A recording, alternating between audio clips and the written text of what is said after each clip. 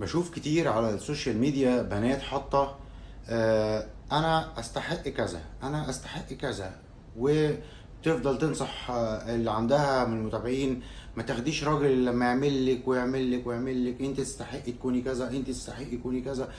كمية استحقاقات مبالغ فيها، كمية استحقاقات مش طبيعية.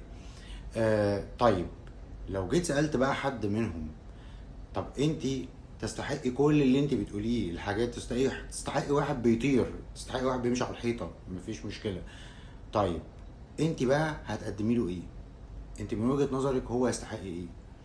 فاذا كنت عايزه الشخص اللي يحقق لك كل الحاجات دي، فانت كمان لازم تفكري انت كمان هتقدمي له ايه.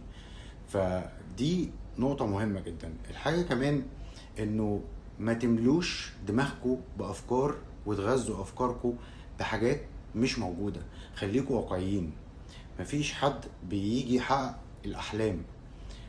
كمان انه لازم يكون احنا عندنا اصلا في الاساس اشباع ذاتي.